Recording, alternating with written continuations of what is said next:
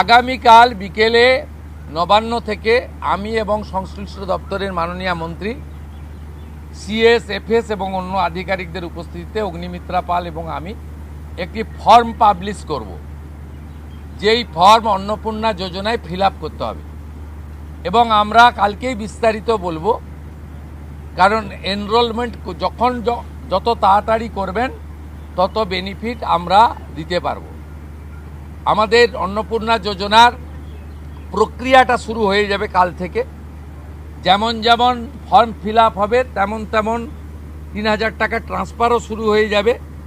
আর যতক্ষণ না ৩,০০০ টাকা ট্রান্সফার হচ্ছে, স্বাস্থ্যসাথী যেমন কন্টিনিউ রাখা হয়েছে আয়ুষ্মান ভারত কনভার্ট না হওয়া পর্যন্ত, এখানে আপনার লক্ষ্মী ভাণ্ডারকেও কন্টিনিউ করা হবে।